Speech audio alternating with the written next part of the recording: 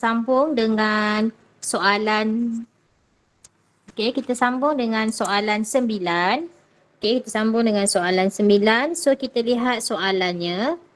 Okey, Rajah menunjukkan susunan radar sebagai eksperimen untuk mengkaji pemindahan elektron melalui satu larutan. Okey, so kita lihat dekat sini ada larutan kalium manganat 7 berasid dan juga larutan kalium iodida. Jadi, kita tahu larutan kalium manganat 7 berasid ini adalah ejen pengoksidaan. Okay, ini adalah ejen pengoksidaan, manakala larutan kalium iodida adalah ejen penurunan. Okey, dan dia menggunakan asid sulfurik cair sebagai elektrolit. Okey, so dekat sini dia menggunakan elektron karbon X dan karbon Y. So, karbon X akan bertindak sebagai anode, iaitu terminal negatif. Manakala karbon Y dia akan bertindak sebagai kathod, iaitu terminal positif. Okey, jadi first kali kita lihat dahulu soalannya, dia katakan nyatakan pemerhatian. Okey, dia minta kita nyatakan pemerhatian yang berlaku pada larutan kalium iodida. Okey, so kalau pemerhatian, semestinya lah apa yang kita nampak iaitu warna larutan kalium iodida. So kita tahu warna larutan kalium iodida adalah tidak berwarna, betul tak? Dia larutan yang tidak berwarna. So apa yang berlaku? Larutan tidak berwarna akan berubah menjadi warna perang. Okey, larutan yang tidak berwarna akan menjadi warna perang, ataupun kita boleh katakan larutan berwarna perang terbentuk.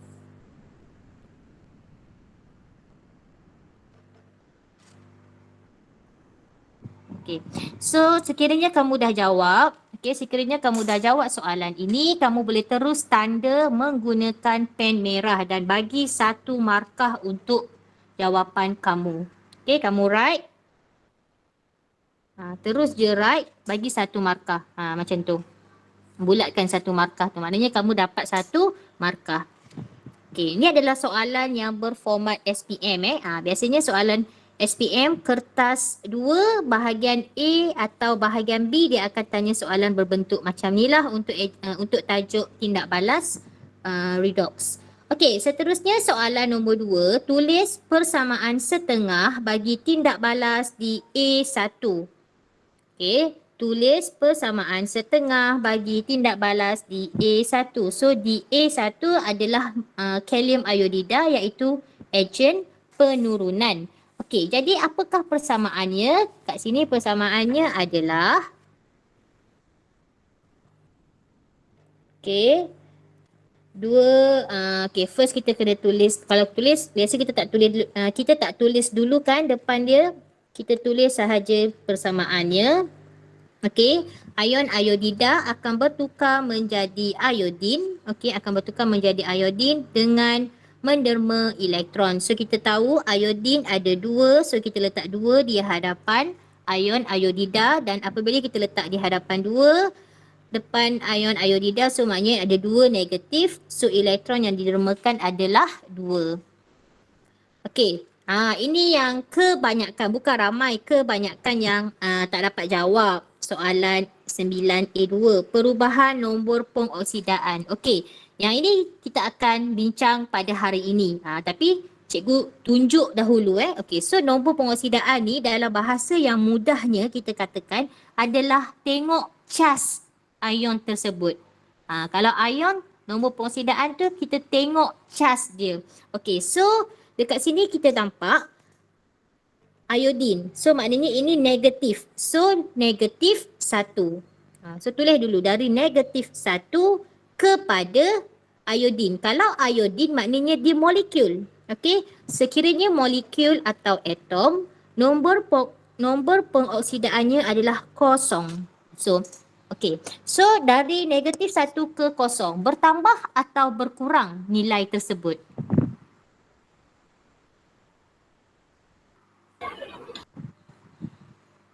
Iman, bertambah ke Bertambah. berkurang? Bertambah. So kita kata pertambahan, kita boleh katakan nombor pengoksidaan tersebut meningkat ataupun bertambah dari -1 ke 0. Okey. Seterusnya soalan 9B merujuk kepada tindak balas yang berlaku pada larutan kalium manganat 7 berasid, iaitu ejen pengoksidaan kita. Dia nak minta kita nyatakan perubahan warna larutan. So, perubahan warna larutan kita tahu kalium manganat 7 berasid adalah warna ungu. Jadi, larutan ungu menjadi tidak berwarna.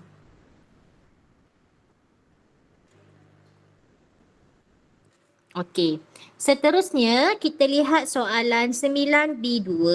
Nyatakan jenis tindak balas yang berlaku. So, soalan ini masih lagi merujuk kepada tindak balas yang berlaku pada larutan kalium manganat 7 berasid. So, kita tahu ejen pengoksidaan akan menjalani tindak balas penurunan.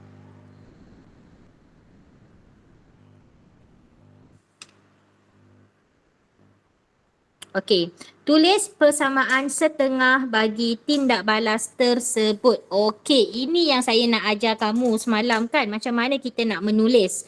Okey, so kita ke sini sikit. Okey, so persamaan setengah bagi tindak balas kalium manganat 7 berasid, dia melibatkan ion manganat. Okey, ion manganat MnO4 negatif. Okey, so cikgu tulis dahulu persamaan setengah yang penuh.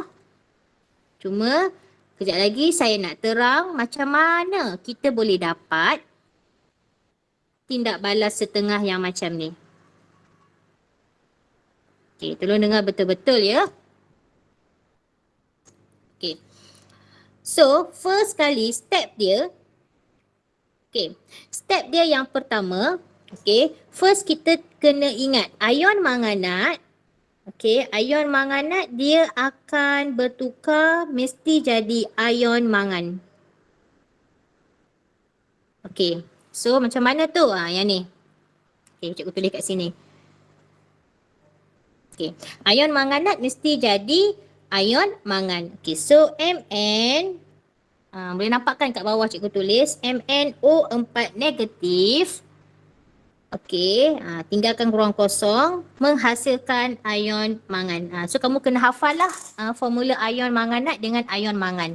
Ion manganat MnO4 negatif 1, ion mangan Mn2 positif. Itu yang kamu kena hafal dulu.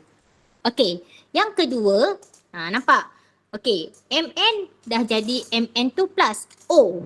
O tersebut, yang O tu, step yang kedua kita tambah oksigen. Bukan tambah oksigen. Oksigen tersebut akan menghasilkan air. Oksigen ni dia akan menghasilkan air pada hasil tindak balas tersebut.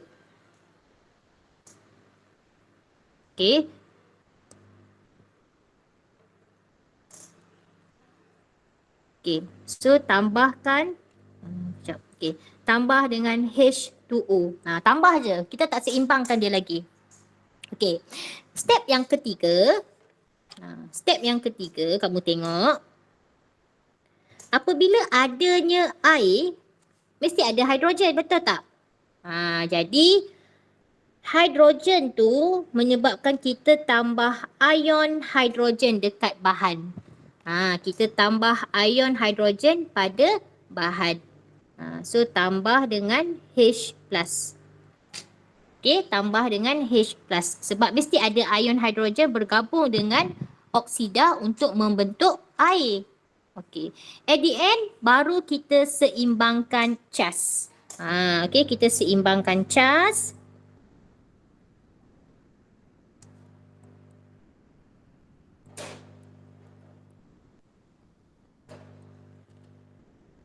Seimbangkan cas. Step yang keempat kita seimbangkan cas. Bila seimbangkan cas, itu yang kita kena letak dengan elektron. So sekarang nak seimbangkan cas tu, kita lihat dekat sini. Dia mesti, sebab dia pengoksidaan kan, so dia akan dia akan terima elektron. Maaf, dia ejen pengoksidaan, dia melakukan tindak balas penurunan. Jadi dia akan menerima elektron. Cuma kita tak tahu berapa elektron yang dia akan terima. Okey, so kita nak seimbangkan. Okey, so first kita tengok. Okey, first kita tengok sini. O, okey, O di sini. Okey, O di sini ada 4, betul? O di situ ada 4. So, O di sebelah kanan ada 1. Jadi, cikgu kena letak 4 dekat depan supaya oksigen itu seimbang kiri dan kanan. Sebab tu kita dapat 4 air.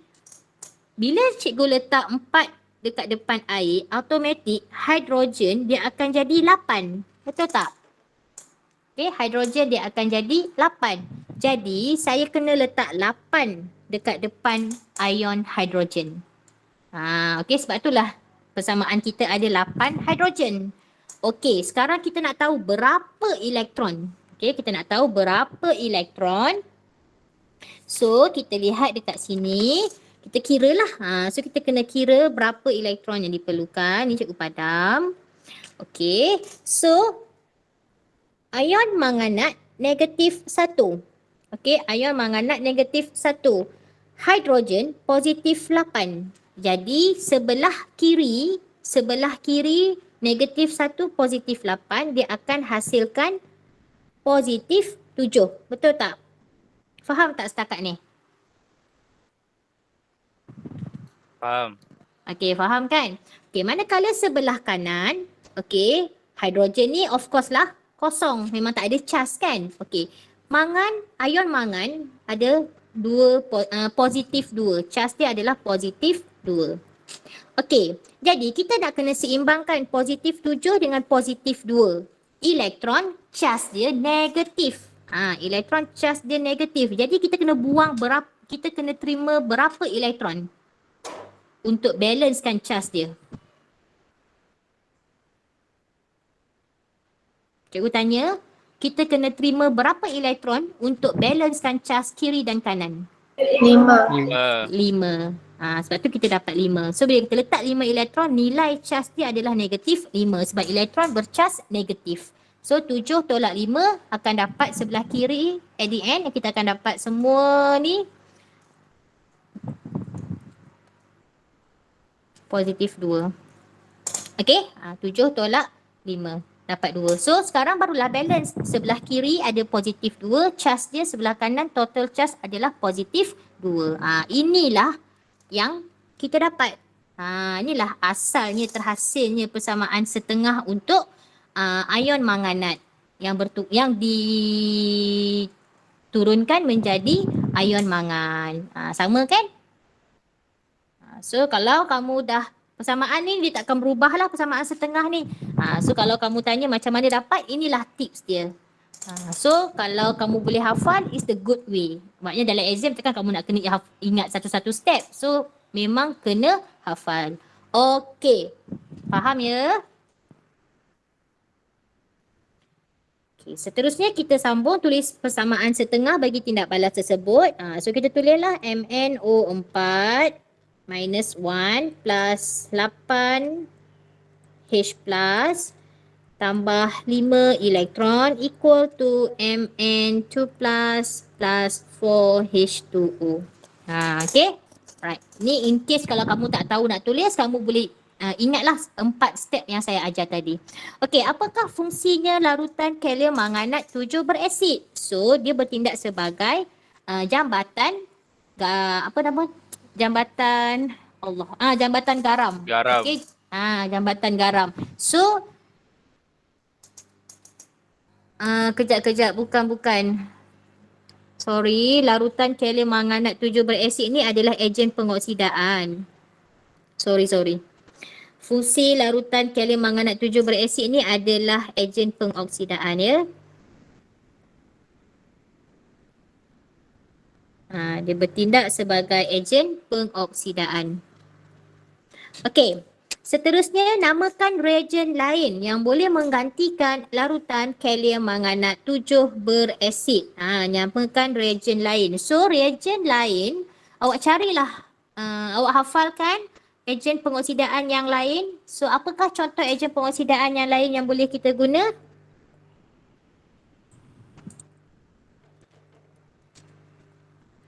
Air klorin boleh, air bromin boleh, okey, larutan kalium dikromat 6 berasid boleh. Okey, mana-mana sahaja ejen pengoksidaan. Okey, so tunjukkan arah pengaliran elektron pada rajah. Okey, so inilah dia punya arah aliran elektron. Ni ramai yang dapat jawab. Okey, and then fungsi asid sulfurik. Ini yang jabatan garam tadi tu. Okey, fungsi asid sulfurik cair untuk membenarkan ion-ion daripada dua larutan melaluinya.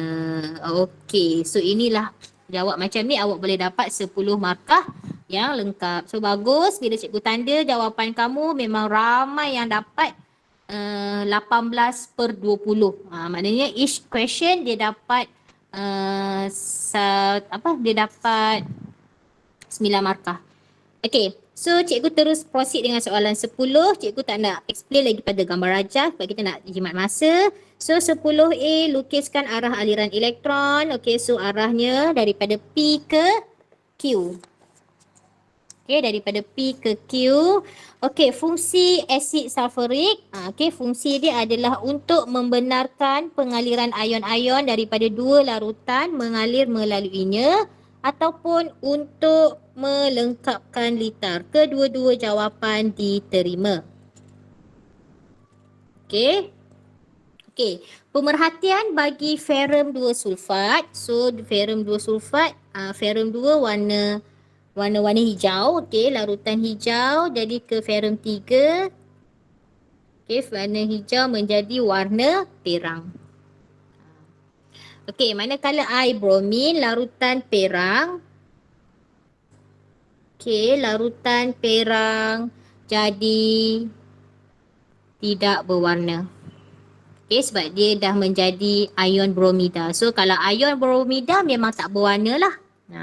Alright, tulis persamaan setengah ditindak balas elektrod P, Fe2 plus equal to Fe3 plus tambah elektron. Okey, manakala elektrod Q adalah proses penurunan di mana bromin Br2 dia akan terima 2 elektron membentuk 2 ion bromida.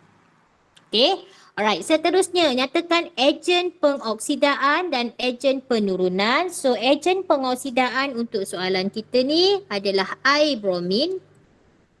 Manakala ejen penurunan adalah ion ferrum 2. Okey, ada yang tanya saya, cikgu kalau tulis ferrum 2 sulfat boleh ke? Boleh, tak ada masalah pun. Dua-dua jawapan tersebut betul. So, tolong tanda jawapan kamu. Cikgu tulis air bromin. Saya buat bromin je. Boleh ke?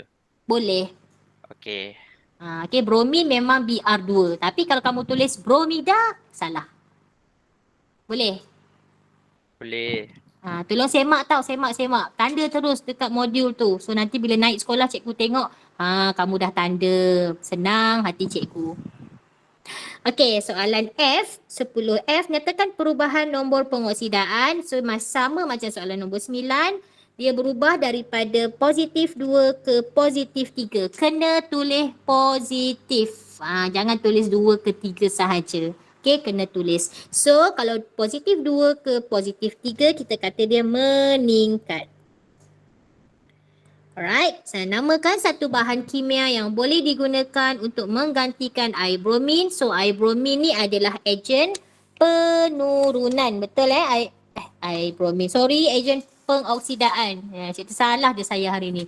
Okey, air bromin adalah ejen pengoksidaan. Jadi, carilah mana-mana ejen pengoksidaan. Kalau saya, memang saya dah hafal air bromin, air klorin dengan dua kalium tu. Saya memang hafal macam tu. Okey, ataupun larutan kalium manganan 7 berasid. Okey. Senang kan nak dapat 10 markah? Cuma kamu kena Ingatlah, kalau saya memang saya buat jadual, saya tampal dekat ruangan study saya, ejen pengoksidaan, ejen penurunan. Tulis siap-siap pemerhatian dengan persamaan setengah. Saya pandang hari-hari biar benda tu lekat dekat kepala saya. Okay, so cikgu harap kamu pun boleh buat macam tu. Okay, so hari ni, ini yang kita nak belajar hari ni. Okay, so hari ni kita nak belajar dari segi perubahan nombor pengoksidaan. Iaitu kita masih lagi dalam subtopik maksud pengoksidaan dan penurunan dari segi 4 aspek tu kan. Yang pertama penerimaan dan kehilangan oksigen, hidrogen, pemindahan elektron, dan yang keempat dari segi perubahan nombor pengoksidaan. Okey, untuk perubahan nombor pengoksidaan, dia ada beberapa perkara yang perlu kita lihat. Okey, yang pertama peraturan untuk menentukan nombor pengoksidaan. Ini yang kita nak kena cari tu, nak tahu nombor pengoksidaan tu berapa. Okey, so dia ada syarat dia. Kita tengok jenis bahan. Okey, jenis bahan yang menentukan nombor pengoksidaan bagi bahan tersebut. Okey, sekiranya semua unsur itu dalam keadaan atom. Okey, sekiranya semua unsur dalam keadaan atom, molekul atau gas. Maknanya memang dia tak ada charge lah kan. So kalau itu nombor pengoksidaan dia adalah kosong. Okey. So kita boleh tengoklah contoh dekat situ. Kalium, magnesium, zinc, klorin, helium. Semua ni nombor pengoksidaan dia adalah kosong. Okey. Alright. Yang kedua, ion monoatom. Okey. Ion monoatom. Bila dia sebut je ion, ion monoatom, maknanya dia ada satu jenis atom sahaja. Nombor pengoksidaannya adalah sama dengan cas ion. Okey, cikgu ulang. Nombor sekiranya bahan tersebut ion monoatom, nombor pengoksidaannya adalah sama dengan cas ion. Okey. So contoh dia apa? Inilah contoh dia. Okey, inilah contoh. Sekiranya natrium, Na+. So plus tu yang menentukan nombor pengoksidaan dia, iaitu positif 1. Pb2+. Okey, maknanya nombor pengoksidaan ion Pb2+ adalah positif 2. Sama juga kalau ion negatif, macam oksida. Okey, macam oksida. O2-. Jadi nombor pengoksidaannya adalah negatif 2. Okey, cikgu harap kamu faham. Seterusnya, jumlah nombor pengoksidaan bagi unsur dalam sebatian. Okey, ini jumlah nombor pengoksidaan bagi unsur dalam sebatian mesti jumlah dia kosong. Nanti kita akan tengok contoh dia. Okey, contoh dia adalah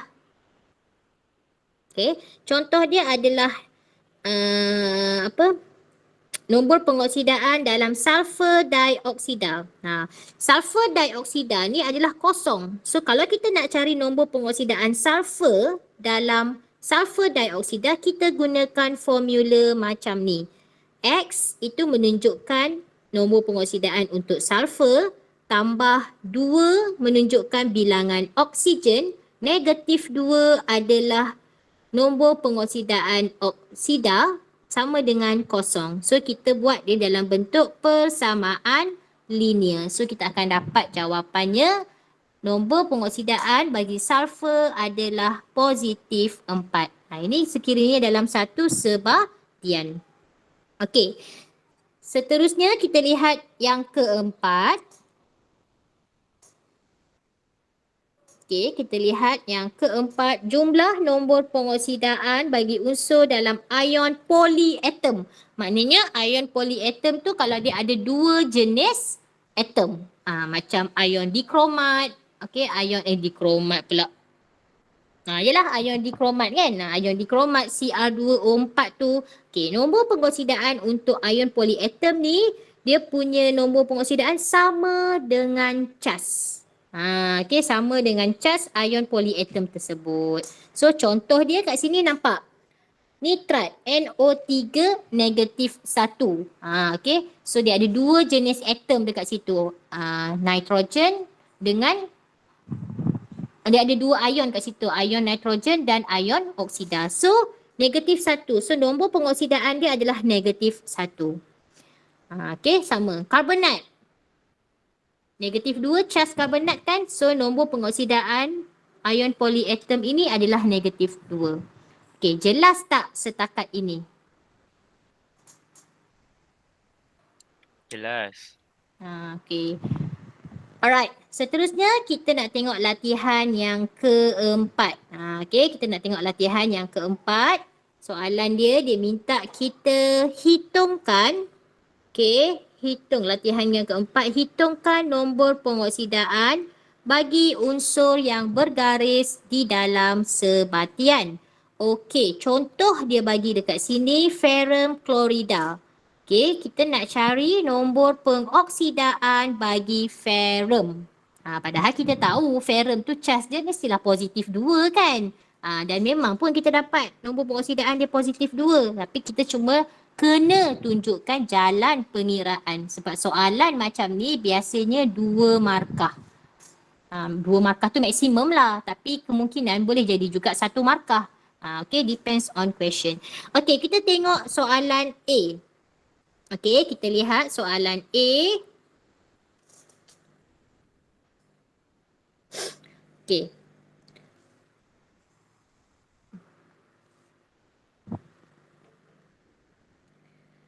Okay, so macam mana kita nak buat NH3? Okay, so kita buat N, kita letak 1X. Kenapa 1? Sebab bilangan N tu ada 1. X tu adalah nombor pengoksidaan nitrogen yang kita nak cari. Tambah 3H. H hidrogen. Hidrogen kita tahu tak berapa dia punya nombor pengoksidaan? Negatif 1. Positif 1. Kalau positif tak payah tulis pun tak apa. So sama dengan kosong. Kenapa kosong? Sebab jumlah nombor pengoksidaan bagi unsur dalam sebatian adalah kosong. Okay, so X tambah 3 sama dengan kosong. So X sama dengan negatif 3. So nombor pengoksidaan bagi nitrogen adalah negatif 3. Boleh? Okay, cuba kamu buat untuk B, C, D dan E.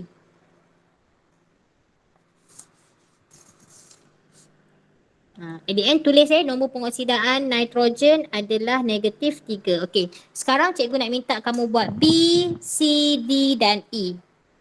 Nanti cikgu akan tanya sorang-sorang jawapan, betul ke salah.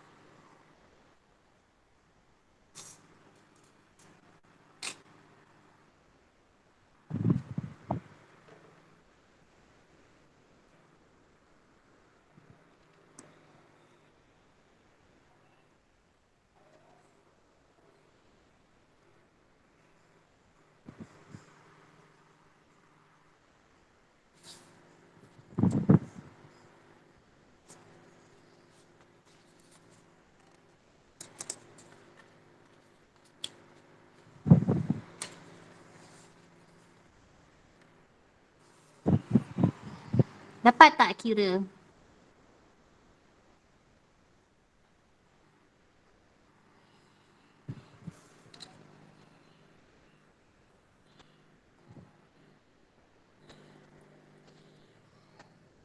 Okay, kita kira sama-sama.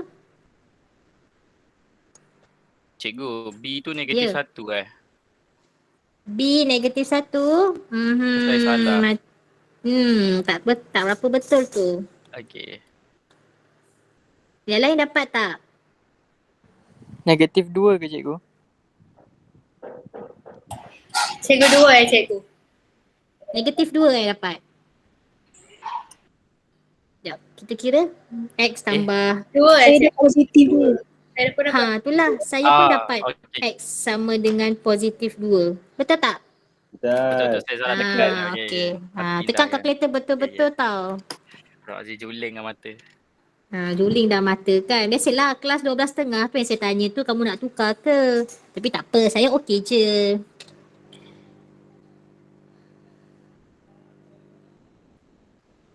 Okay, kita buat sama-sama kamu kira dulu tahu, lepas tu baru kamu tengok jawapan saya sama ke tidak. Jangan terus tengok jawapan.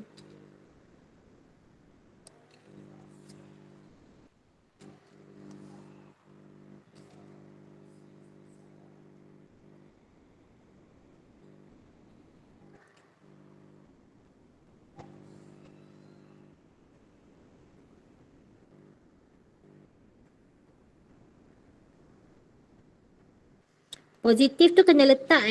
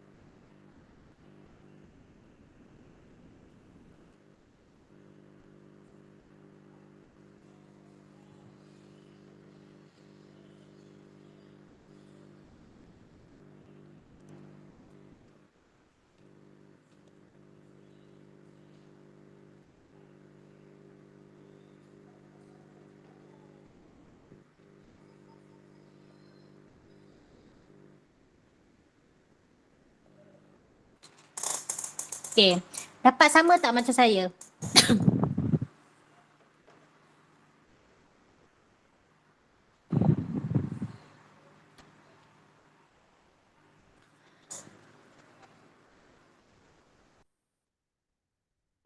Okay. Kamu dapat tak?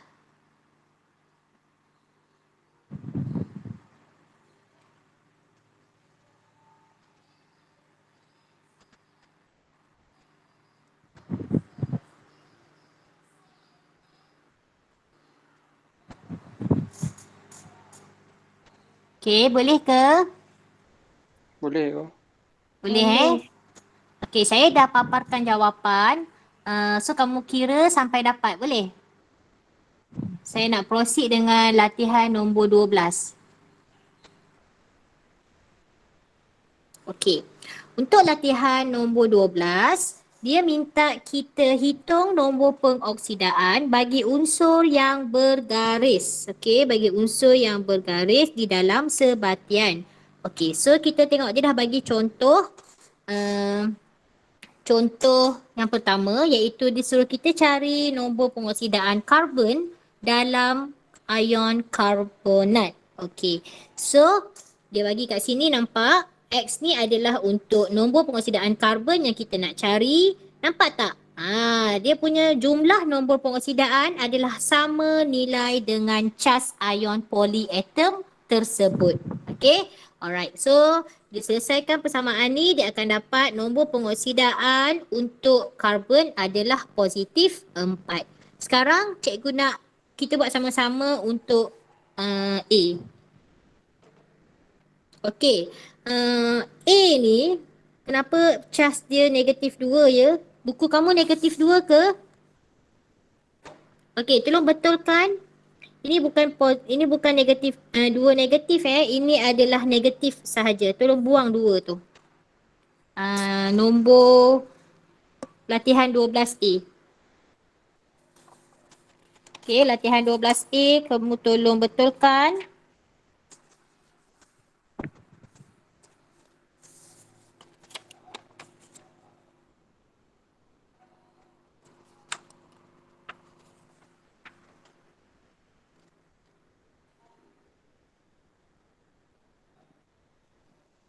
Okey, kita buat bersama-sama.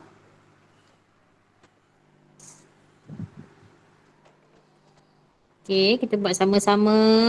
MN kita tak tahu X tambah 4 negatif 2 sama dengan negatif 1. So X tolak 8 sama dengan negatif 1. So X sama dengan positif 7.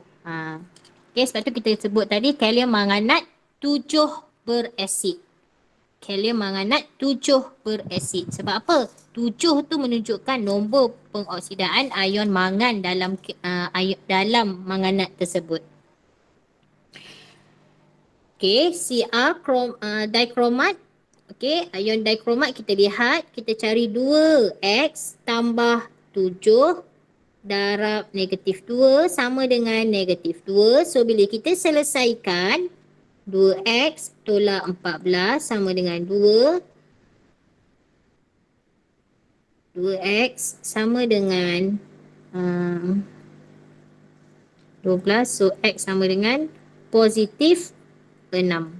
Okay, sebab tu kita sebut kalium dikromat 6 berasid. Sebab nombor pengoksidaan ion kromium dekat situ adalah positif 6. Okey, kita lihat pula soalan C. 2X tambah 3 darab negatif 2 sama dengan negatif 2. Okey, so 2X tolak 6 sama dengan negatif 2. So, kita selesaikan 2X sama dengan positif 4. X sama dengan positif 2. Okay. So, itu adalah nombor pengoksidaan sulfur dalam ion thiosulfat. Okay. And then seterusnya kita nak cari nombor pengoksidaan ferrum dalam ion ferrum hexacyanoferrat. So, kita cari X tambah 6.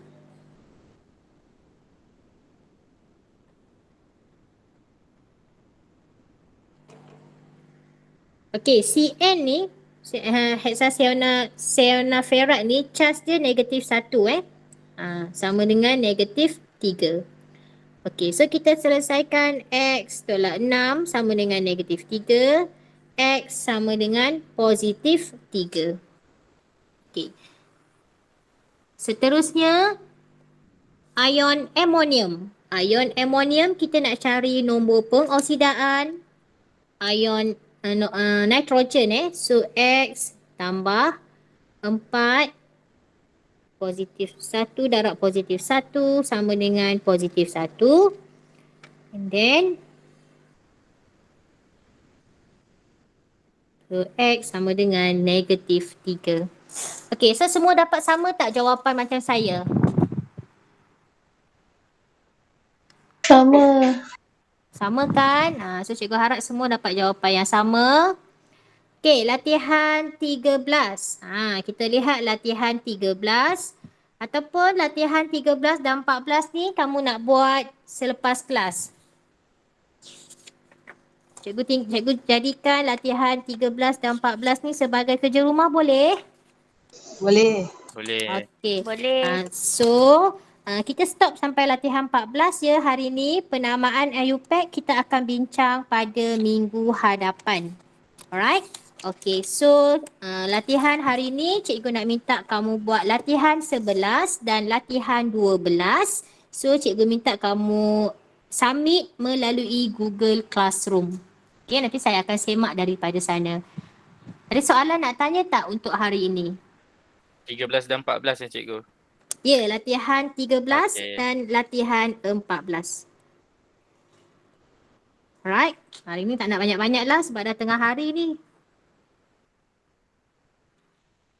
Cikgu, Ya, saya nak tanya pasal latihan 12 tu. okey, boleh?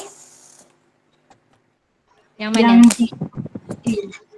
Latihan 12 yang D. Okey, yang mana? Yang negatif 1 tu. D. Oh, ni Yang ni? Ya. Okey, Cn tu adalah hexacyanoferrat tau, nama dia. Okey, so dia punya nombor pengoksidaan untuk Cn tu adalah negatif 1. Nanti saya akan tunjukkan kat kamu dia punya senarai nombor pengoksidaan tersebut. Sepatutnya dia tak boleh nak tanya macam ni. Sebab bukan level kamu lagi, tapi it's okay. Alang-alang dia dah tanya, kita terus selesaikan juga.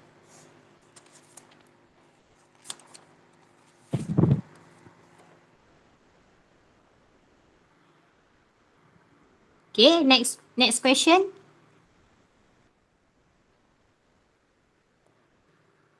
Tak ada. Soalan saya sama macam Syarul. Semua nak tanya soalan tu. Okay.